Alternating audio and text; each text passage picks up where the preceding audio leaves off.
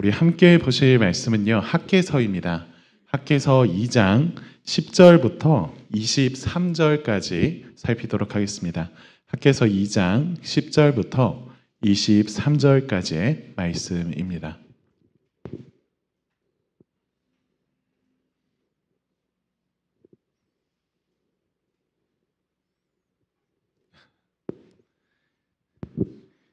네, 다 찾으신 줄 알고 제가 대신해서 읽어드리겠습니다. 하나님이 오늘 우리에게 주시는 말씀을 들으십시오. 다리오 왕 제2년 아홉째 달 24일에 여호와의 말씀이 선지자 학개에게 임하니라. 이르시되 만군의 여호와가 말하노니 너는 제사장에게 율법에 대하여 물어 이르기를 사람이 옷자락에 거룩한 고기를 쌌는데 그 옷자락이 만일 떡에나 국에나 포도주에나 기름에나 다른 음식물에 닿았으면 그것이 성물이 되겠느냐 하라. 학개가 물음에 제사장들이 대답하여 이르되 아니니라 하는지라. 학개가 이르되 시체를 만져서 부정하여진 자가 만일 그것들 가운데 하나를 만지면 그것이 부정하겠느냐 하니 제사장들이 대답하여 이르되 부정하리라 하더라. 이에 학개가 대답하여 이르되 여호와의 말씀에 내 앞에서 이 백성이 그러하고 이 나라가 그러하고 그들의 손의 모든 일도 그러하고 그들이 거기에서 드리는 것도 부정하니라. 이제 원하건대 너희는 오늘부터 이전 곧 여호와의 전에 돌이 돌 위에 놓이지 아니하였던 때를 기억하라. 그때는 20고를 곡식 더미에 이른즉 10고루뿐이었고 포도주 틀에 50고루를 길르러 이른즉 20고루뿐이었느니라. 만군의 여호와가 말하노라. 내가 너희 손으로 지은 모든 일에 곡식을 마르게 하는 재앙과 깐부기 재앙과 우박으로 쳤으나 너희가 내게로 돌이키지 아니하였느니라. 너희는 오늘 이전을 기억하라. 아홉째 달 24일 곧 여호와의 성전 지대를 쌓던 날부터 기억하여 보라. 곡식 종자가 아직도 창고에 있느냐? 포도나무, 무화과나무, 석류나무, 감람나무에 열매가 맺지 못하였느니라. 그러나 오늘부터는 내가 너희에게 복을 주리라. 그달 24일에 여호와의 말씀이 다시 학개에 임하니라. 이르시되 너는 유다 총독 스룹바벨에게 말하 이르라. 내가 하늘과 땅을 진동시킬 것이요 여러 왕국들의 보좌를 엎을 것이요 여러 나라의 세력을 멸할 것이요 그 병거들과 그 탄자를 엎드려 뜨리리니 말과 그 탄자가 각각 그의 동료의 칼에 엎드러지리라. 만군의 여호와가 말하노라. 스알디엘의 아들 내 종 스룹바벨아 여호와가 말하노라. 그날에 내가 너를 세우고 너를 인장으로 삼으리니 이는 내가 너를 택하였음이라. 만군의 여호와의 말이라 하시니라. 아멘. 이것은 하나님 우리에게 오늘 주시긴 말씀입니다. 여러분 오늘은요 학개서 마지막 부분을 함께 다루고자 합니다. 지난주에 우리가 살폈던 내용을 잠깐 소개해 드리면요. 우리는 과거 그 찬란했던 성전에 비해서 너무나 보잘것 없어 보이는 마치 아무것도 아닌 것처럼 여겨지는 지금 이 성전을 두고 이전보다 나중 영광이 더 크리라 약속해 주신 그 하나님의 약속에 대해서 살폈습니다.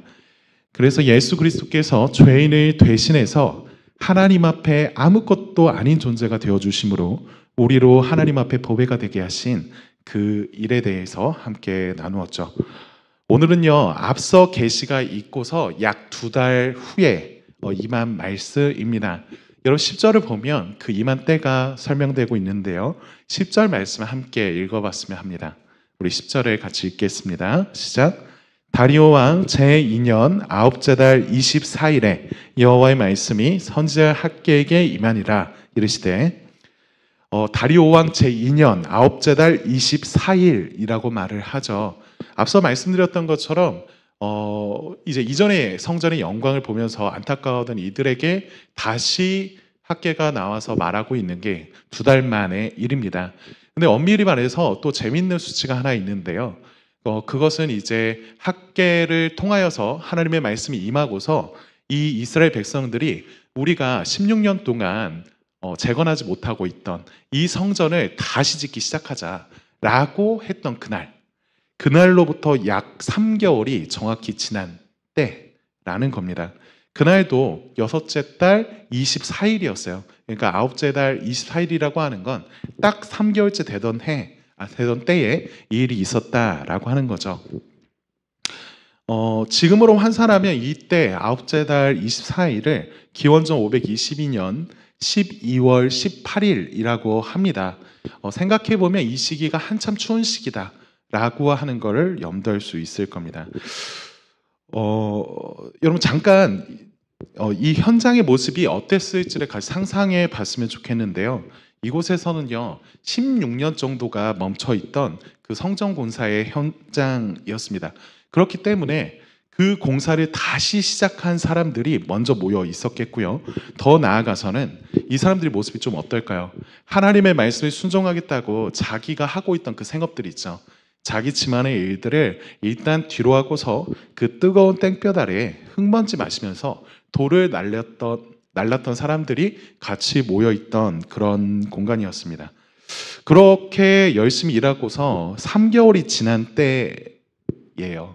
그러니까 말하자면 3개월이라는 기간이 어떻게 보면 짧다라고 말할 수도 있겠지만요. 또 달리 보면 짧다고만 할 수도 없는 시간입니다. 앞서 뜨거웠던 그 바람들이요 점차 차가워졌고요. 뭔가 성과가 이제 보여야 된다라고 하는 시점이 된 것이죠. 그런데 여기서 우리가 한 가지 짚고 넘어가야 되는 게 있는데 우리의 무의식 중에 이런 생각을 우리는 종종 하는 것 같습니다. 그게 뭐냐면요. 심은 대로 거둔다라고 하는 것이 언제나 틀림없는 사실이고 진리이다라고 하는 식으로 생각하는 거죠. 요즘도 보면 예능 이름에 비슷하게 붙여서 나오는 게 있는 것 같아요. 우리 속담으로 있는 말이죠. 콩 심은 데 콩 나무고 팥 심은 데 팥 난다 해가지고 콩콩 팥팥 뭐 이런 거 안 보시는군요. 사실 저도 안 봐요. 오늘 티빙을 켰다가 보였습니다. 근데 그런 겁니다. 하나님의 말씀에 우리가 순종하면요. 하나님은 그런 우리를 축복하실 것이다 라고 하는 기대가 너무나 당연하게 여겨지는 게 우리의 생각입니다. 그렇다면요. 지금 그런 생각을 가지고 이 3개월 동안 피땀 흘려서 일했던 순종했던 이 사람들에게 어떤 결과가 있을 건지를 우리가 예상할 수 있겠지요. 우리가 기대하는 것은 곡식이 차는 것이고요. 포도주가 넘치는 것이겠고 자신의 삶에 있었던 어떤 문제들이 이제는 해결의 실마리가 보이는 것처럼 할 때잖아요. 그런데요. 지금 보이는 결과는 우리가 기대했던 것과 좀 다른 것 같습니다. 지난 16년 동안 성전을 재건하지 않고 있었던 그 수간과 별반 다르지 않아 보여요. 여러분 16절 말씀이 그걸 얘기해 주고 있습니다. 16절을 우리 함께 읽어볼까요? 함께 읽겠습니다. 시작. 그때에는 20고르 곡식 더미에 이른즉 10고르뿐이었고 포도즙 틀에 50고르를 기르러 이른즉 20고르뿐이었니라. 20고르뿐이었느니라. 네, 어렵네요. 여러분 이게 뭐 고르라고 표현해서 우리가 이제 어느 정도의 단위인지 확실치 않지만요. 그냥 우리식으로 표현하자면 이런 겁니다. 곡식 20석을 기대했는데요. 지금 10석밖에 없는 거예요. 포도주를 50통 정도를 이제 수확할 것이다 라고 기대하고 있었는데 결과가 어떻습니까? 20통 정도밖에 얻지 못했죠. 현실이 굉장히 좀 처참합니다. 기대했던 건 보너스였어요. 그런데 결과가 뭐예요? 마이너스입니다. 여러분 말씀에 순종하기 전보다 삶이 더 팍팍해진 것처럼 보이는 순간이라는 겁니다. 여러분 우리도요 종종 이와 같은 때를 경험하죠. 지난 한 주를 여러분 돌아보면요. 우리가 한 주 시작하면서 다시 말씀을 붙들고 이 일터에서 가정에서 그리고 이 교회와 이 세상을 향하여서 애써 씨름해 왔는데 상황이 점차 나아진다기보다는 더 팍팍해지는 때를 경험합니다. 여러분 이런 때는요 말은 하지 않는다 하더라도 우리 마음속에는 이런 질문이 올라오는 것 같습니다. 이런 거죠. 하나님 대체 왜 이러는 거냐고요. 지난 시간에 우리가 애쓰지 않았습니까? 하나님 말씀하신데도 믿어보기도 하고 행하기도 했는데 왜 좋아지는 것은 없고 좋았던 것만 잃은 것 같습니까? 하나님 계산기가 좀 이상한 것 같습니다. 하나님이 또 나를 속이신 것 같네요. 이렇게 길게 말하진 않죠. 근데 이제 이 마지막 얘기했던 거, 하나님이 나를 속이신 거 아닐까? 내가 또 거기에 기대어서 속았던 거 아닐까 하는 생각이요, 우리 안에 찾아옵니다. 오늘 우리는요, 이런 질문에 대한 하나님의 응답을 보게 될 것입니다. 그리고 그것이 그냥 뻔한 위로와 보상으로서가 아니라 하나님이 우리를 향해서 내미신 것이 진단서라고 하는 형태로 온다는 것을 보게 될 거예요. 우리의 수고와 열심의 결과가 왜 우리의 기대와 다른지 그 근원적인 이유를 하나님은 말씀해 주십니다. 그래서 우리가 먼저 하나님께서 내미신 그 진단서, 그게 무엇인지를 보면 좋겠는데요. 11절에 말하고 있습니다. 11절 함께 읽겠습니다. 시작. 만군의 여호와가 말하노니 너는 제사장의 율법에 대하여 물어 이르기를. 하나님이요, 지금 제사장들을 불러다가 갑자기 퀴즈를 내고 있는 겁니다. 율법에 대해서 묻고 계시죠.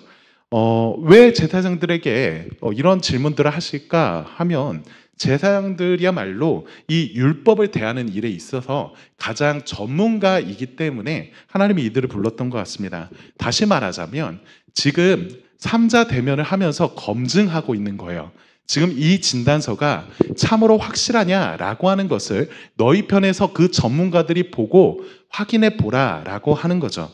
하나님께서 두 가지를 질문하십니다. 그 중에 첫 번째가 12절의 말씀이에요.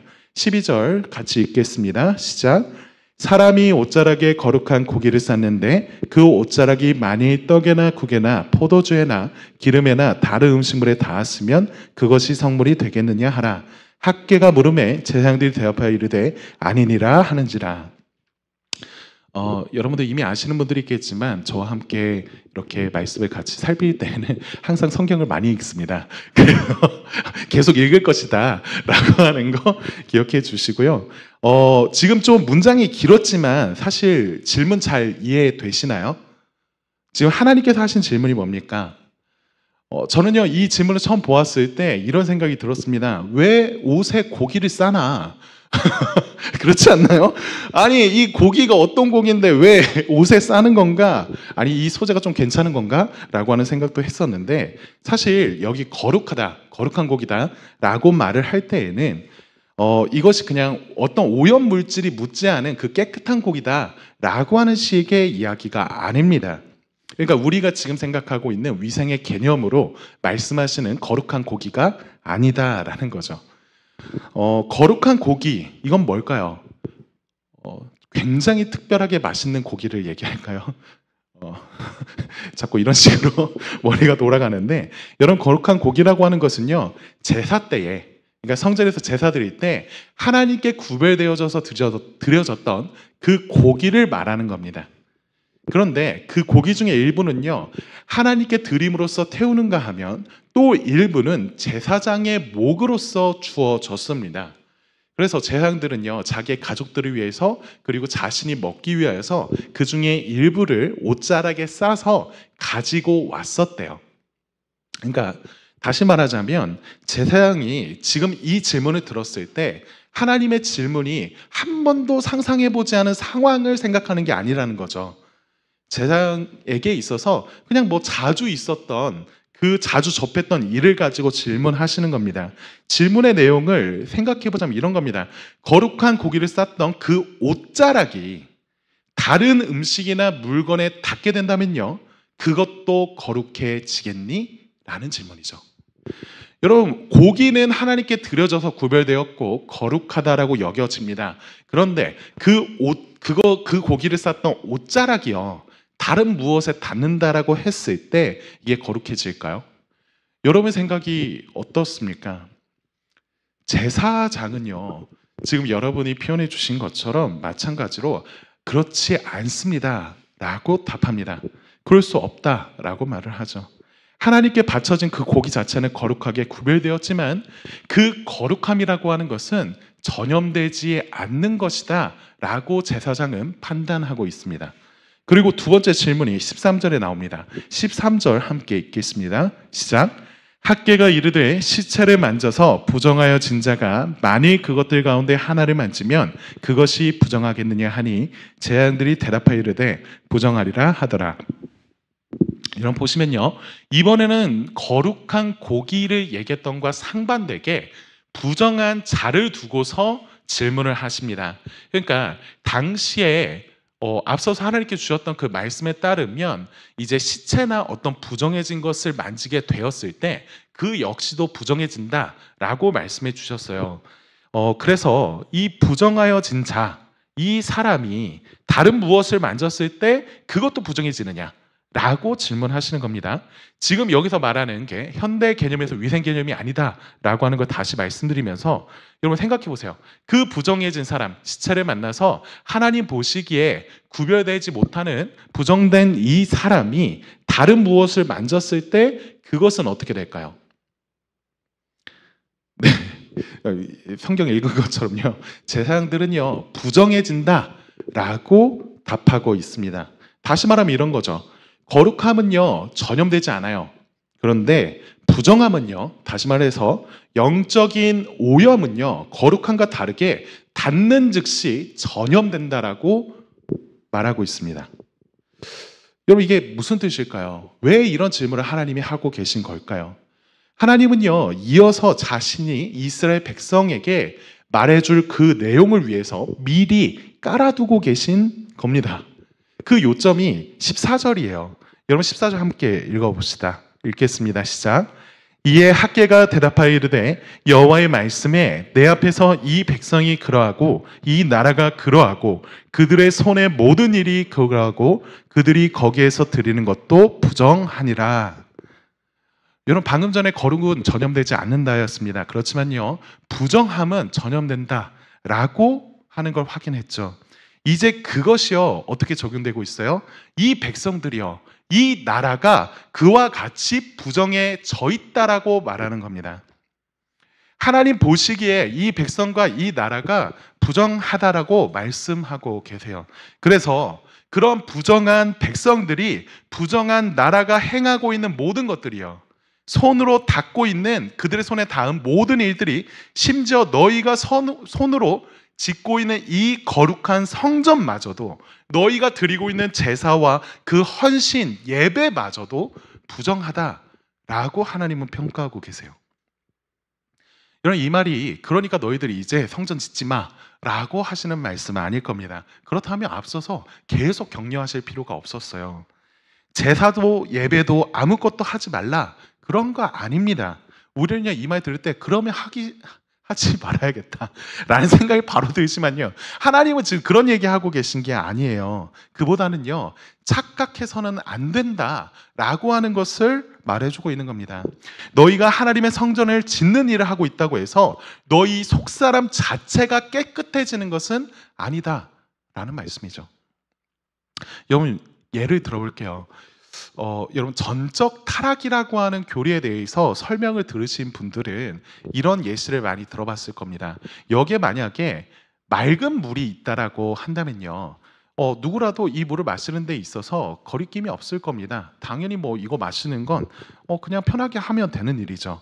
그리고 이 물이 있는데 이 물에 오물이 튀었다라고 해봐요. 우리는요 그 물을 마시지 않게 될 겁니다. 정확히는 마시지 못하게 될 거예요. 제가 그냥 오물이라 표현해서 그렇지 소변 혹은 대변에 아주 작은 일부만 들어간다 한들요 이 물을 두고서 우리가 맑다, 이거 깨끗하다, 이거 괜찮아 라고 할 분은 여기 없을 겁니다. 분명히 맑은 물이었어요. 그런데 그 작은 것들로 인하여서 이제는 부정해졌습니다. 여러분 이런 게 우리의 선행 혹은 우리의 예배, 우리의 좋은 시스템이 될 수도 있어요. 우리가 하고 있는, 우리가 들고 있는 이 좋은 것들이요 그냥 이것으로서 끝나는 것이 아니라 부정함에 닿게 되었을 때 그것은 더 이상 깨끗한 것이 아니다라는 거죠. 여러분 그 주유소 이렇게 가시면요 제가 요즘 차를 몰고 있어서 이제 주유소에 대한 예화를 들 수 있게 되었는데 너무 감사합니다. 근데 이제 주유소 가면 여러분 그런 거 있잖아요. 전 잘 모르는데 고급 휘발유가 있고 그냥 휘발유가 있죠. 근데 이제 예전에 생각해 보면 지금은 별로 그런 것 같지 않은데 가짜 휘발유에 대한 뉴스도 종종 나왔던 것 같습니다. 근데 이제 여러분 가짜 휘발유 생각해 보시면 어떻습니까? 이 휘발유가 전체 다 100% 가짜일까요? 아닙니다. 나중에 얘기를 들어보니까 대체로 그렇대요. 80%, 90%가 진짜 휘발유입니다. 거기에다가 10% 정도를 가짜를 섞는 거죠.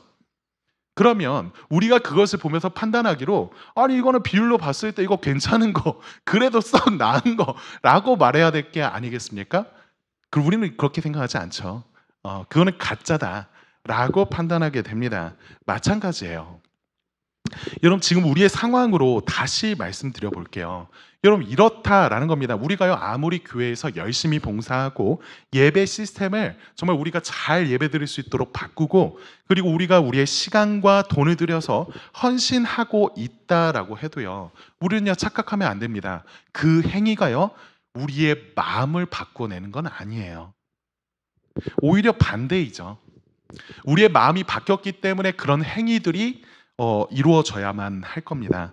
여전히 마음은 탐욕스럽고 이기적인 상태이면서 그 거룩하다 여겨지는 행위를 할 수 있다는 것. 여러분 이것은요 상당히 무서운 일이에요. 그리고 그 결과는 어때요? 하나님 보시기에 그 좋다라고 생각했던 그 툴들조차도요 그 행위조차도요 부정하다라고 여기신다라는 겁니다. 여러분 이게 하나님께서 14절에서 말씀하고 계신 거예요. 우리가 오염된 손으로 만지고 있는 모든 사역, 모든 헌신, 모든 예배가 하나님 보시기에 오염되었다라고 여기신다는 거죠. 단순히 우리가 도덕적으로 윤리적으로 어떤 잘못을 행하는 것에 대해서 말하고 있는 게 아닙니다. 우리가 거짓말하면서 예배에 참여하기 때문에 우리가 도둑질하면서 그 자리에서 여전히 있기 때문에 이런 게 아니고요. 우리의 마음의 상태가 이 오염된 가운데 놓여있기 때문에요. 우리의 마음이요 기울어져 있는 상태로 있다는 게 문제라는 겁니다. 이런 그 중에 한 예로 우리의 영적인 태만, 영적인 게으름에 대해서 얘기할 수 있을 것 같아요. 여러분 이스라엘이요 지난 3개월간 성전을 재건할 때요 이들이 열심히 일하지 않았을까요? 그런 얘기를 하는 게 아닙니다. 이들은요 열심히 일했어요. 그런데 이들이 당황스러워하는 게 뭐예요? 자신들이 열심히 일하고 있었는데 현실이 달라지지 않더라라는 거죠. 여러분 우리는요 거룩한 일을 하고 있으니 하나님은 우리를 축복하셔야 마땅하고 우리의 삶이 변화돼야 된다, 더 좋아져야 된다라고 하는 것이 자연스러워 보입니다. 그런데요 정확히 이 같은 태도가 사실은 예루살렘 성전이 무너지기 전에 이 이스라엘 백성의 조상들이 가졌던 그 태도와 똑같다라고 하는 걸 생각해 볼 필요가 있습니다. 예레미야서 7장 4절에 이렇게 말을 해요. 제가 읽어드릴게요. 너희는 이것이 여호와의 성전이라 여호와의 성전이라 여호와의 성전이라 하는 거짓말을 믿지 말라. 여러분 하나님께서요 예레미야를 통해서 지금 말씀하시기로 이 성전을 향하여서 이것이야말로 하나님의 성전이지 그리고 그곳에서 드려지고 있는 그 모든 예배들과 너희의 종교 행위들이 참 좋다라고 여기지 아니야 그거 거짓말이야 라고 말씀하셨다라는 거죠. 성전 바로 앞에 있었습니다. 그때는 더 번듯했어요. 더 좋아 보였습니다. 그곳에서 드려지는 예물은요 지금과 비교할 수 없습니다. 더 좋은 것들이 더 많이 더 자주 드려졌어요. 그런데 하나님이요 그것이 부정하였고 그것은 거짓이었다라고 말씀하십니다. 왜요? 이 예배를 드리고 있는 사람들, 그 성전에 속하여서 일하고 있는 사람들의 삶이요 엉망이었기 때문이죠. 약자를 억압합니다. 과부를요 괴롭히고요 자신이 하나님을 섬긴다라고 말하면서 동시에 다른 무엇을 섬겼습니다. 그러면서 성전에서 제사 드리는 것, 예배 드리는 것에 열심이었던 거죠. 그들은요 자신이 거룩해 보이는 행위를 한다라고 하는 것을 가지고 자신의 속사람 역시도 괜찮다 판단했습니다. 하지만요 이것은 너무 게으른 생각이라는 거죠. 여러분 우리가요 주일 성수하고 봉사도 하고 헌금도 하는데 하나님 설마 나를 이렇게 어렵게 하시겠나? 여러분 이런 생각은 사실 기독교인이 아니라 하더라도요 많은 사람들이 갖고 있는 생각 같습니다. 왜냐하면 내가 잘 행하고 있고 옳은 일을 행하고 있는데 그에 대한 결과는 당연히 좋은 것이 와야 되지 않냐라고 하는 것이죠. 그래서 고통이 우리의 삶에 찾아오면요 꼭 그 신이란 존재는 평상시에 찾지는 않았지만 신이란 존재가 있다면 그 신을 선하다라고 생각할 수 없겠다라고 하는 게 일반입니다. 여러분 생각해보면 이런 영적인 게으름은요 우리의 몸이 게으르다는 뜻이 아닐 겁니다. 앞서 말했던 것처럼 이들은 오히려 부지런히 움직였고 수고했습니다. 그렇지만요, 거기까지가 끝인 게 문제죠. 더 이상 깊은 곳으로 들어가려 하지 않는 게 문제입니다. 어디로 들어가야 됩니까? 그 문제를 가지고 하나님과 씨름하는 자리요. 하나님과 씨름하면서 애써 씨름하는 그 자리요. 하나님과 씨름하지 않고 쉽게 가려 한 그 결과 우리는요, 익숙한 종교 생활이 숨어서 형식만 갖추면 나머지는 하나님이 알아서 해줄 거다 생각하는 생각이 우리 안에 퍼지기가 쉽습니다. 이것이 우리 속사람을 부정하게 하는 하나의 오물이죠. 독입니다. 이런 영적인 게으름의 태도를 선지자 예레미야는요, 다시 무섭게 경고합니다. 예레미야서 48장 10절에 이렇게 말을 해요. 주의 일을 태만하게 하는 자는 저주를 받으리라. 여러분, 하나님께서 뭘 원하시는 걸까요? 이 진단서를 꺼내놓고 이들에게 너희가 이런 사람들이다 라고 말씀하시면서 무엇을 얘기해주고 싶은 걸까요? 하나님은요, 학개서를 통해서 계속이 성전을 재건할 것을 요구하셨습니다. 그리고 그들이 그 일이 얼마나 중요한 일인지를 깨닫게 되기를 원하셨죠. 실제로 이스라엘 백성은 그 성전을 짓는 일을 시작하였습니다. 그렇지만요, 이들이 잊고 이들이 잘 알지 못했던 사실이 하나 있죠. 하나님이 원하시는 성전이 겉보기에 화려한 성전이 아니다라는 겁니다. 그분은요, 거룩한 백성들을 더 원하십니다. 그들과 함께 하기를 원하세요. 그렇게 우리는요, 우리가 행하는 겉보기에 선하고 거룩한 것을 가지고 우리 자신을 증명하는데 둘 것이 아니라, 우리의 결과만을 위해서 일하는 것이 아니라, 우리가 지을 성전은요, 우리의 속사람의 변화와 항상 함께 해야 합니다. 이거 14절의 결론이에요. 우리의 열심은요, 우리를 구원하지 못합니다. 누구도 자기의 순종으로 하늘의 축복이나 영생을 얻을 수 없어요. 우리가 해야 되는 순종이 무엇입니까? 우리의 속사람이 구별돼야 합니다. 여러분, 두 번째 대지입니다. 앞서 진단한 내용들을 보고서 이제 우리는 어떻게 반응하게 될까요? 자연스럽게요, 우리는 이제 어떻게 해야 되나라고 하는 생각을 하게 될 겁니다. 이게 진짜 문제라고 한다면, 하나님 꺼내오신 문제라고 한다면, 그 다음에 우리가 어떻게 될 것이냐, 그리고 우리는 어떻게 해야만 하느냐라고 하는 질문을 가져야겠죠. 여러분, 논리적으로요, 하나님의 그 진단에 대한 그 결과물, 그 처방은요, 사실 무엇이어야 돼요? 율법을 생각한다면 부정한 자는 어떻게 됩니까? 진영 밖으로 쫓겨나야 합니다. 너희 자격 없다라는 거죠.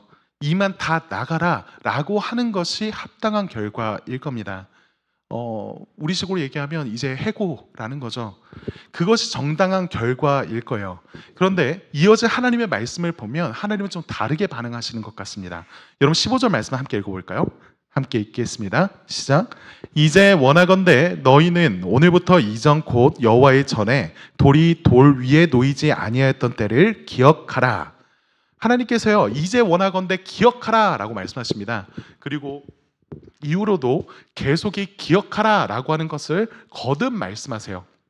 이것은요, 단순히 그때를 떠올려 봐라 라고 하는 정도의 이야기가 아닙니다. 여기 사용된 단어를 살펴보니까요, 생각하라는 거예요.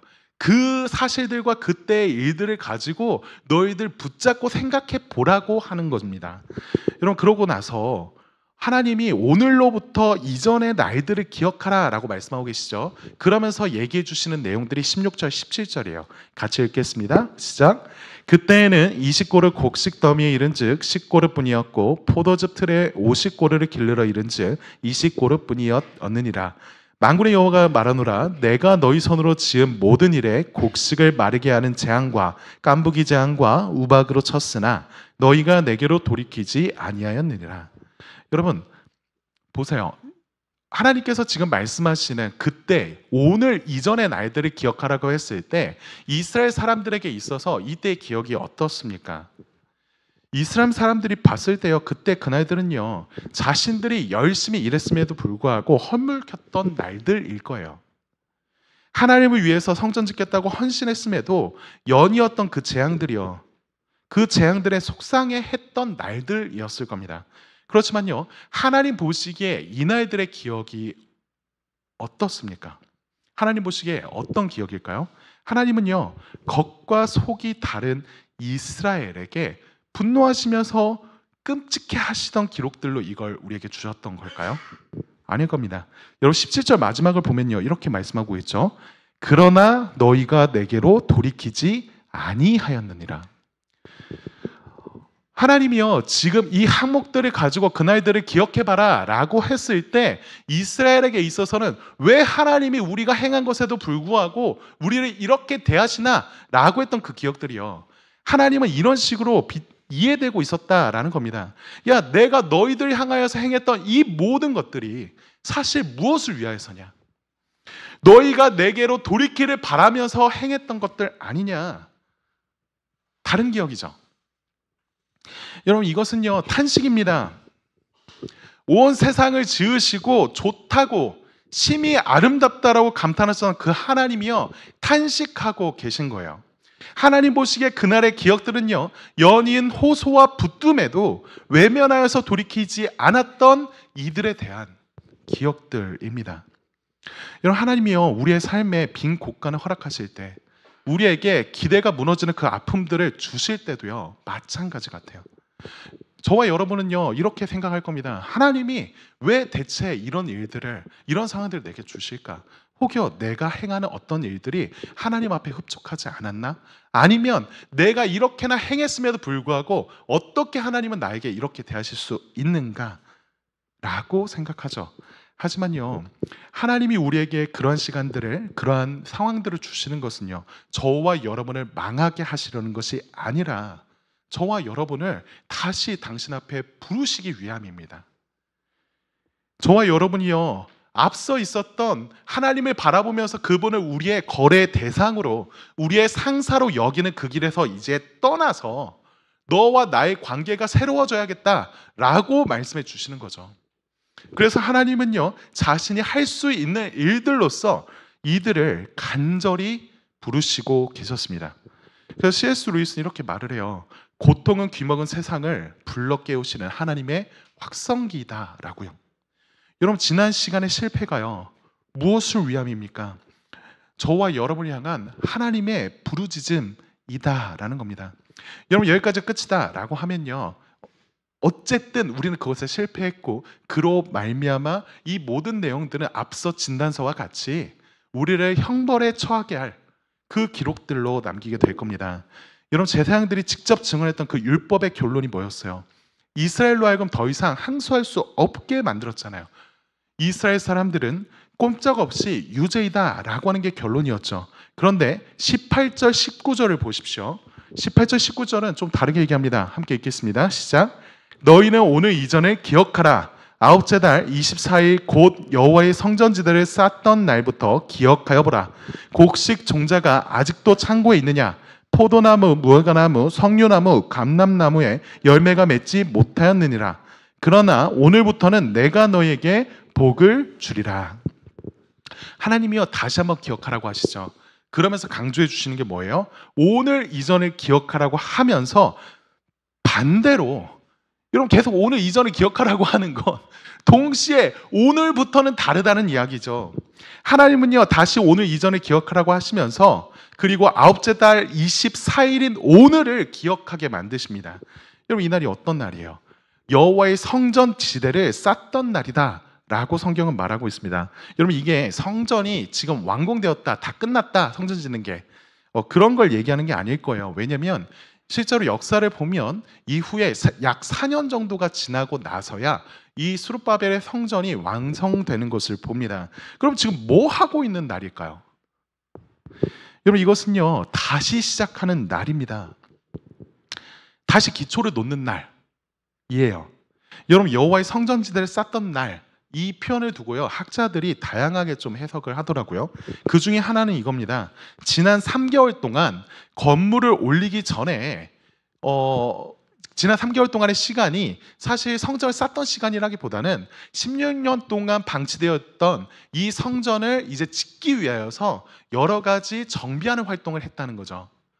그런 결과로서 이제 이날에 이르러서 주춧돌을 놓고 그 기초를 놓고 다시 시작하는 시간이 되었다라고 이해합니다. 또 다른 한편으로는요, 아니 이것은 그보다 그 이전을 얘기하거나 아니면 오늘 이때의 기초를 놓은 것을 그냥 얘기하는 거다라고 얘기하기도 해요. 무엇이 정확한 내용인지는 확실하지 않습니다. 그렇지만요, 이 상황을 두고서 우리가 하나 이해할 수 있는 것은 하나님이 이 시간 이때를요, 이스라엘로 하여금 이전과 다른 날로서 기억하시겠다라고 하신 거죠.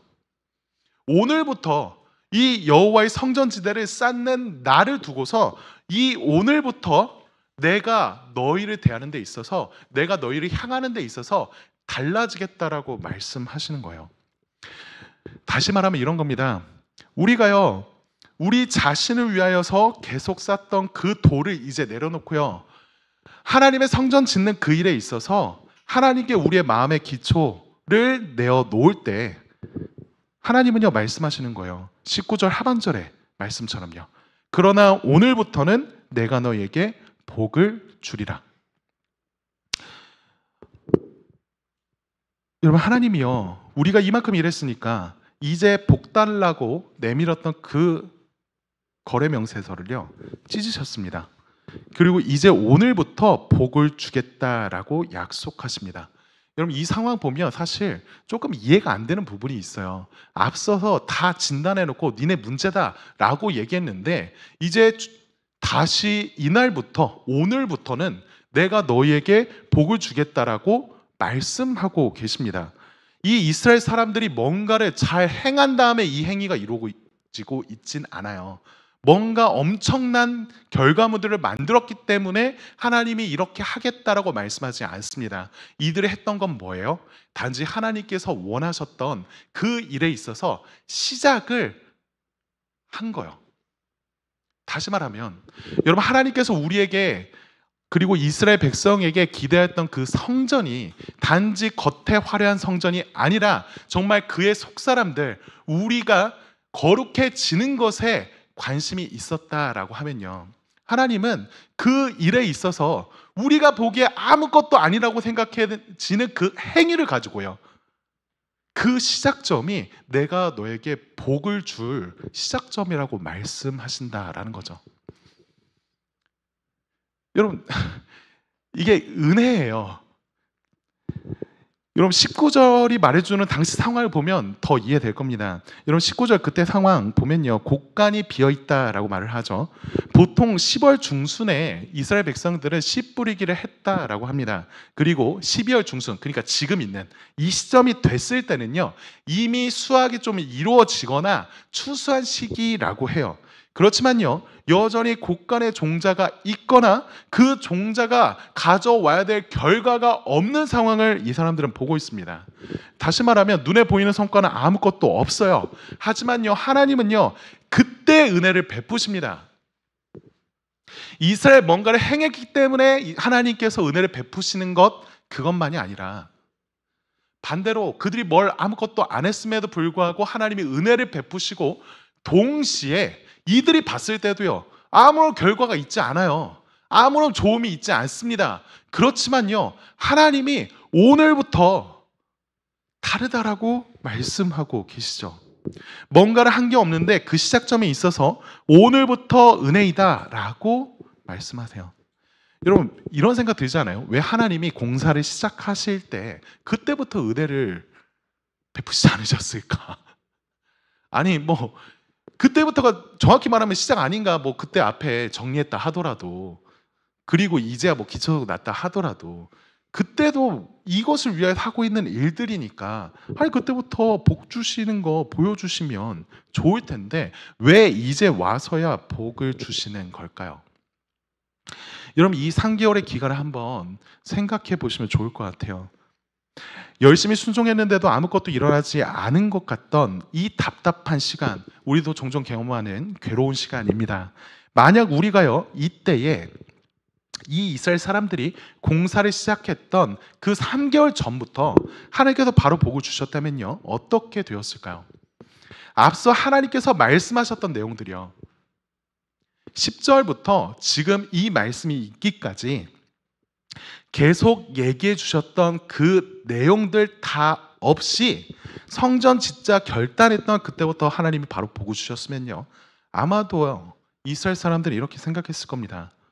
이건 정당한 대가야. 우리가 행한 것에 있어서 하나님은 응당 이렇게 행해 주셔야지 라고요. 내가 이만큼 했으니까 이만큼 받는 거라 생각했을 겁니다. 말은 그렇게 안 했을 거예요. 하지만 마음은 그렇다라는 거죠. 여러분, 하나님이요, 지난 3개월간 침묵하신 이유가 있다면요, 하나님이 무심해서가 아닙니다. 하나님이 기다리신 거예요. 이스라엘이 진정 돌이키는 그날을 기다렸습니다. 우리가 하나님께 돌아가야겠다는 그 마음으로 결심하고 순종하는 그때요. 물론 이 말이 우리의 순종이 하나님의 은혜를 불러온다는 말은 아닐 겁니다. 우리의 행위는요, 하나님의 호의를 살 수 없으니까요. 그렇지만요, 여러분, 하나님은요, 이 순종을 통하여서 복 주신다라고 하는 사실을 얘기하실 때 우리가 알게 되는 게 하나 있습니다. 그것은요, 하나님이 때때로 그러한 순종을 통해서 우리에게 축복 주시기를 진짜 원하신다는 거죠. 달리 말하면 이렇습니다. 하나님은요, 우리가 단지 축복을 받기 위해서 순종하기를 원치 않으세요. 다시 말하면 이런 거죠. 하나님은요, 고용주가 아니시다라는 겁니다. 하나님은 고용주로서 이 이스라엘을 대하고 있는 게 아니라 아버지로서 이 일을 대하고 있습니다. 여러분, 속사람의 문제를 꺼내신 그 하나님이요, 세상의 주인처럼 이 세상이 말하고 있는 누군가처럼 저와 여러분을 대하지 않으십니다. 여러분, 아빠는요, 애기가 걸음마를 배우다 넘어지면요, 어떻게 할까요? 너 완벽하게 걸을 때까지 밥은 없다. 이렇게 말하나요? 말도 안 되잖아요. 자녀가 울면서 비틀거리면서 다시 일어나려고 할 때 박수를 치면서 기뻐하겠죠.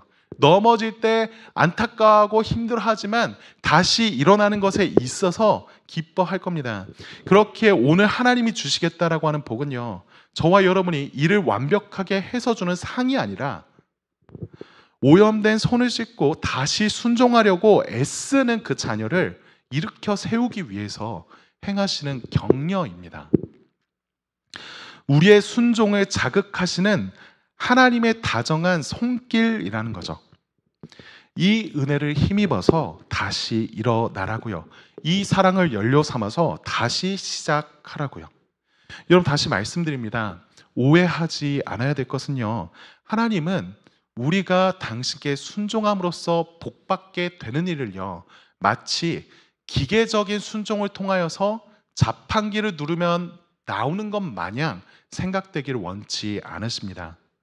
순종이라고 하는 돈전을 넣으면 축복이라고 하는 그 상품이 나오는 게 아니라는 거죠. 이 복은요, 이제 그러니까 니네 안심하고 편하게 살아 라는 게 아니라 이 은혜를 힘입어서 다시 일어나자, 다시 시작해 보자 라고 하는 하나님의 은혜입니다. 여러분, 마지막 대지예요. 20절과 21절을 한번 읽겠습니다. 함께 읽읍시다. 시작. 그날 24일에 여호와의 말씀이 다시 학개에게 임하니라. 이르시되 너는 유다 총독 스룹바벨에게 말하이르라. 내가 하늘과 땅을 진동시킬 것이요. 이번에는요, 하나님의 말씀이 다시 학개에게 임했고요, 총독 스룹바벨에게 말하게 하셨습니다. 근데 앞서서도 10절에서 그달 24일이라고 표현했었고요, 아홉째 달, 그리고 이때에도 그달 24일에 라고 말을 하고 있죠. 학자들은 이것이 동일한 날짜에 하나님의 계시가 두 번 임했다 라고 이해하고 있습니다. 그러니까 연이어서 이루어진 사건이 아니라는 거예요. 하루에 이루어진 일이지만 하나는요, 백성을 향하여서 제사장들을 앞에 두고서 백성에게 말했던 거라면, 이번에는 그들의 이제 뭐라고 할까요? 실질적인 리더십을 갖고 있는 총독이었던 스룹바벨에게 이 말씀을 전하라라고 하신 겁니다. 학개에게 있어서는 이제 할 일 다 끝냈다 하고 집에 돌아오는 길에 다시 일해라 라고 하는 것인지도 모르겠습니다. 이 총독 스룹바벨에게 뭐라고 말할까요? 22절, 23절 함께 읽어볼까요? 함께 읽겠습니다. 시작. 여러 왕국들의 보좌를 엎을 것이요, 여러 나라의 세력을 멸할 것이요, 그 병거들과 그 탄자를 엎드려뜨리리니 말과 그 탄자가 각각 그 동료의 칼에 엎드려지리라. 만군의 여호와가 말하노라. 스알디엘의 아들 내 종 스룹바벨아, 여호와가 말하노라. 그날에 내가 너를 세우고 너를 인장으로 삼으리니 이는 내가 너를 택하였음이라. 만군의 여호와의 말이니라 하시니라. 아멘. 여러분요, 학개 선지자를 통해서 이스라엘 백성에게 성전에 대해서 거듭 얘기하셨던 그 하나님이요, 이제 총독 스룹바벨에게 찾아가서 말씀을 전하게끔 하셨습니다. 여러분, 이런 생각 들지 않으신가요?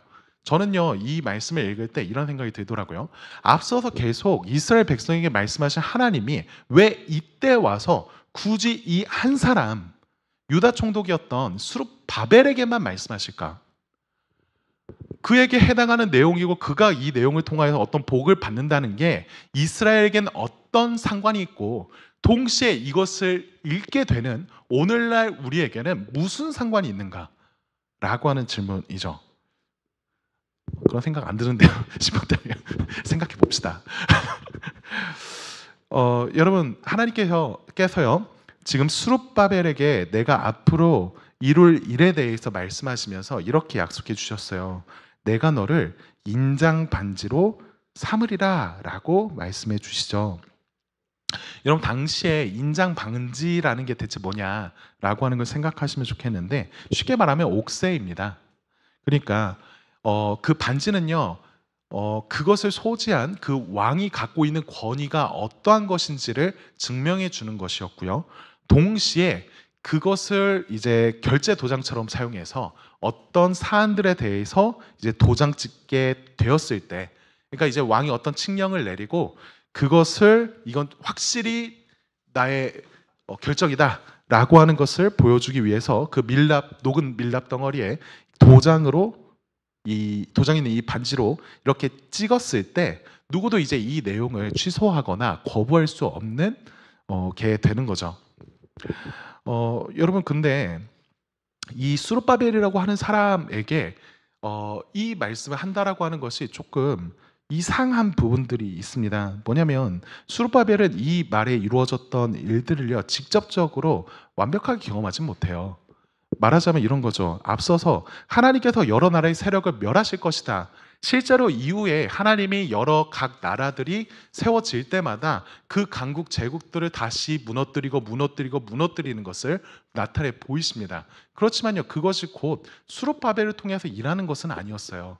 수룹바벨은 결국 이 자리에서 이 성전 짓다가 갑니다.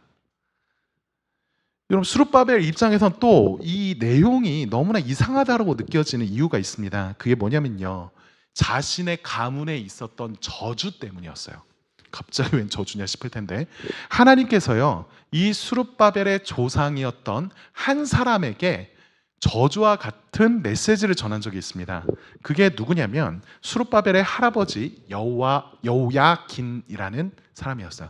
여러분, 여호야긴이 누구냐면요, 유다의 마지막 왕입니다. 예루살렘이 진짜 망하는 그날 있었던 그 왕이요. 이 여호야긴은요, 자신의 죄로 인해서 하나님께 이런 저주를 받습니다. 예레미야서 22장 24절의 말씀이에요. 나 여호와가 말하노라, 나의 삶을 두고 맹세하노니 유다 왕 여호야긴이 나의 오른손에 인장 반지라 할지라도 내가 빼어 버리리라. 무슨 말입니까? 다윗의 후손, 다윗의 자손에게 영영이 그 왕권을 주시겠다라고 약속하셨던 그 하나님이요, 지금 그의 자손인 여호야긴을 향하여서 뭐라고 말씀하고 있어요? 네가 내 오른손에 인장 반지라 할지라도 나는 너 빼어버릴 거야. 왜요? 그가 더 이상 하나님의 권위, 하나님의 아름다움을 나타낼 수 없는 자였기 때문이죠. 그렇게 그의 죄는요, 이 반지를 잃어버리게 했고요, 그는 자격을 잃어버린 사람이 되었습니다. 그런데요, 하나님이 그의 후손 이 스룹바벨에게 찾아오셔서 이렇게 말씀하시는 거예요. 내가 너를 다시 내 손가락에 끼우겠다라고요. 너는 내 반지가 되게 하겠다라고 말씀하십니다. 여러분, 이게 스룹바벨이 앞서 있었던 그 할아버지보다 훨씬 더 잘난 사람이기 때문에 그럴까요? 그게 아닐 겁니다. 여러분, 23절 끝에 하나님 이렇게 말씀하세요. 내가 너를 택하였습니다. 여기에 있어서 다른 조건이 말해지지 않습니다. 그냥요, 이것은 하나님의 주권적인 선택이었다라고 말을 하죠. 그리고 결과적으로 우리는 확인하게 됩니다. 이 수룹바벨이요, 살아 생전에 왕으로서 다시 복직하고 이 하나님이 하시겠다는 일들을요 경험하지 못하지만요, 이 수룹바벨의 후손으로 오시는 한 분, 예수 그리스도께서 그와 같은 일을 행하시고 그와 같이 하나님의 인장 반지로서 자신을 나타내십니다. 마태복음 보면 족보가 나오죠. 거기에서 말하고 있거든요. 수룹바벨의 자손으로서 예수를 소개하고 있습니다. 여러분, 이런 내용을 보면요, 우리가 보게 되는 기쁜 소식이 하나 있죠. 우리도 마찬가지일 겁니다. 지금 저주받아서 더 이상 자격이 없이 버림받는 것이 마땅한 이 사람을요, 다시 하나님이 주권적으로 택하사 은혜 자리로 두게 하셨다면요, 이 거대한 약속 가운데 두게 하셨다면요, 우리도 마찬가지를 기대할 수 있습니다. 우리가 자격이 없어 버려져야 마땅하다고 생각되는 그때 하나님은요, 당신의 아들 예수 그리스도를 통해서 우리를 은혜 입게 하십니다. 여러분, 이게요 너무너무 당연한 거다라고 하는 생각이 들죠. 그렇지만요, 여러분, 이 모든 일에 있어서 앞서서 얘기했던 일, 우리는 사실 부정한 자였고 우리는 하나님의 성전에 합당하지 않은 자로서 받아야 될 것은 심판이었다라고 생각하면요, 하나님께서 오늘부터 네가 지금 시작한 이 일을 정말 내가 오늘부터 너에게 복을 주리라고 하는 그 시작점을 삼겠다라고 하는 것이 왜 가능할 수 있는지를 생각할 수 있게 되죠. 그것은요, 예수님께서 하나님의 소중한 것이 더 이상 되지 않게 되셨기 때문입니다. 예수께서요, 하나님으로부터 버림받으심으로써 우리가 다시 그 자리에, 하나님의 소중한 자리에 놓이게 된 것이죠. 여러분, 예수님은요, 이 땅에 계시면서 여러 가지의 죄인들과 부정한 자들을 만나셨습니다. 그 중에는요, 혈륜병 걸린 여인들도 있었고요, 다양한 병에 걸려서 부정하다 여겨지는 사람들도 있었죠. 예수님은 특이하게도 그들을 향하여서 찾아가십니다. 그리고 그들을 만지시죠. 그 결과가 무엇입니까? 우리가 기대했던 것은 부정함이 전해지는 것으로 끝나는 것이며 거룩함은 옮겨질 수 없는 것이었는데, 예수님의 거룩하심이요 그들을 깨끗하게 합니다. 그들을 새롭게 하죠. 이 모든 것이 예수님이 이 땅 가운데 오셔서 행하셔야 되는 일이었습니다. 여러분, 다시 한번 말씀드릴게요. 수룹바벨에게 있어서 이 예수님이 자신의 삶에 있어서 지금 눈으로 보고 역사적으로 경험했던 일은 아니지만요, 하나님이 해주셨던 그 약속이 실제 수룹바벨에게 참된 의미로서 진정한 결실로서 찾아오게 되는 때는 언제예요? 예수께서 이 땅에 오셔서 당신의 일들을 실제로 이루셨을 때, 그는 하나님 앞에서 그 인장 반지로서 두었다라고 하는 사실을 우리 모두가 보게 되지 않습니까? 마찬가지입니다. 저와 여러분들이 지금 보고 있는 현실이요 전부가 아닙니다. 그리스도인은요, 하나님의 사람들은요, 이제 이 예수님을 통해서 현재의 일들을 다시 생각할 수 있게 된 사람들이에요. 단지 지금 보고 있는 것들이 전부가 아니라 이 예수님이 하신 일을 가져다가 이 현실을 바라보는 사람들이라는 거죠. 그렇게 우리가 이 예수님을 바라보고 이 예수님 안에 머물 때 이 예수님의 행하신 그 모든 일들이 이 수룹바벨 한 사람에게 임한 의미로가 아니라 우리의 모두에게 행하신 하나님의 약속의 일로 찾아오게 됩니다. 여러분, 세상이 저와 여러분을 흔들 때 우리가 붙들어야 될 것이 있다면요, 다른 무엇이 아니라 이 하나님의 약속이자 그 성취로 오신 예수 그리스도이십니다. 이 예수님이 찍어 놓으신 그 도장이야말로 우리가 확신할 수 있는 이유이고 우리가 안전하다라고 말할 수 있는 근거이겠죠. 하나님은요, 이 예수를 통해서 아무도 너를 이제 이전과 같이 대할 수 없다라고 말씀하십니다. 너는 내 것이라 말씀하시죠. 그렇게 우리는요, 더 이상 우리의 지난 실패를 두려워하는 것이 아니라 왜 이런 꼴들로서 우리의 삶들이 놓여져 있는가라고 걱정하는 것이 아니라 확정된 그 승리를 안경으로 쓰고요, 오늘의 현재를 다시 바라봐야 합니다. 그렇게 다시 우리의 삶의 현장으로 돌아가야 할 거예요. 우리가 행하는 일들을 바라봐야 할 겁니다. 우리는요, 뭔가 불안해서 뭔가를 얻기 위해서가 아니라 하나님이 약속하신 그 모든 일들 가운데 그리스도 안에서 전해진 은혜 때문에, 사랑 때문에 반응하는 겁니다. 하나님이요, 오늘부터 다시 은혜를 베푸시겠다 말씀하십니다. 그것에 있어서 우리가 행해야 될 건 큰 일이 아닙니다. 단지 주님이 원하시는 그 일에 그 방향을 따라 나서는 것이죠. 예수 그리스도께로 오십시오. 그리고 오늘부터 다시 은혜를 바라고 다시 순종합시다. 함께 찬양하고 기도했으면 좋겠습니다.